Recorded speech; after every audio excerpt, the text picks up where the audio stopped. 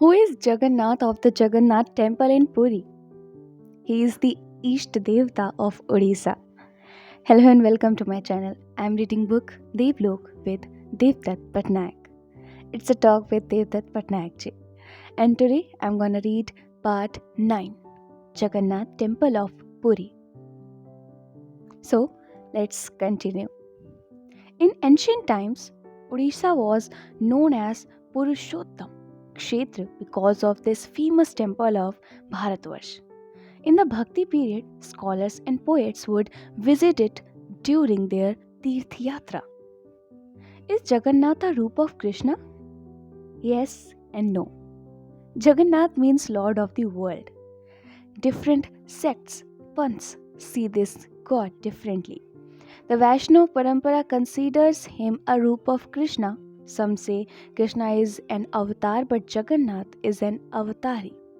The Shaiv Parampara believes this is a roop of Bhairav. Subhadra is in the center and on either side of her and are Kala Bhairav and Gora Bhairav. Buddhists believe this to be an idol of Buddha. Jains believe that the three idols represent Triratna. There is a long Jain Parampara in Odisha. Although he is famous the world over as an idol of Krishna, and all sects wish to claim him in Lok Parampara. He is bigger than everyone and so is called Jagannath. What is the importance of the famous annual Rath Yatra of Puri? The temple is world famous because of this ritual. The English word Jagannath has originated from Jagannath. When the British came to India, they saw this huge Rath unlike any they had seen before. This Rath Yatra happens in summer when the deity is taken out of the temple because he feels hot inside and wishes to bathe. So there is a Jagannath Snan Yatra where he is bathed in public.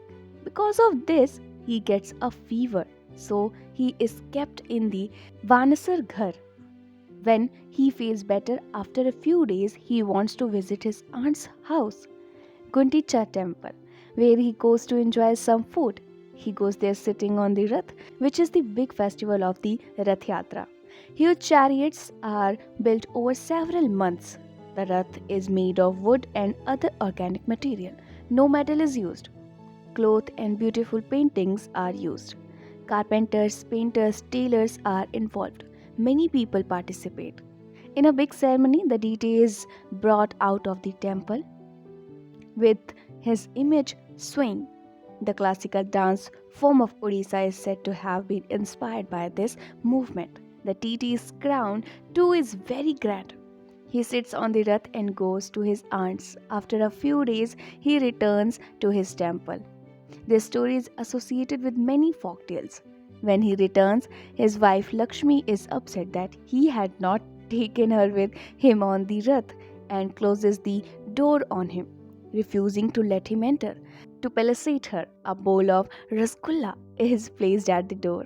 It is believed that the rasgulla originated here, which is controversial because, of course, Bengalis say it is their sweet. During the Rath Yatra, a Raja sweeps with a golden chadu. What does it signify? All big Indian temples are closely associated with kings. Like Iklingji in Mewar, most temple rituals are conducted in the presence of the king. Gajpati is the king of Puri. He is considered the earthly incarnation of God. But before Jagannath, even the king is humbled. In our hierarchical caste system, a sweeper is considered a very lowly being. Through this ritual, the king himself becomes a sweeper to show his humility. It also shows that God does not consider any superior or inferior. A story goes that many years ago, King Purushottam Dev was to marry Princess Padmavati of Kanchi. When her family came to meet him, they saw him sweeping. They felt they could not associate with him and decided to call off the wedding. A war ensued. The king won the war and brought Padmavati as his wife to Puri. He explained to her how we all are equal in God's eyes. So, there is a romantic story attached to this as well. The broom is golden because a king uses it, and it's for God's chariot. It also shows that though mankind value gold so highly, for God it's nothing more than a broom. After the yatra, what happens to the three big chariots that are built? They are completely destroyed. Nowadays, the wheels are brought and sold, but traditionally the raths were completely dismantled. This is because everything is perishable, nothing is permanent.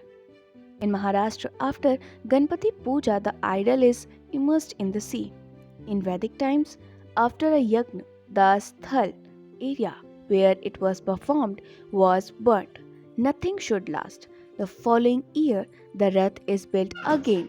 Like Ganpati who returns, the idea of continuity and the cyclical nature of things, as well as the philosophy of impermanence, are represented.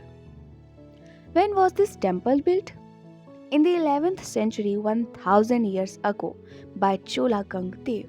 The main temple was built 1000 years ago, but some of the walls around it and some of the artwork were done later.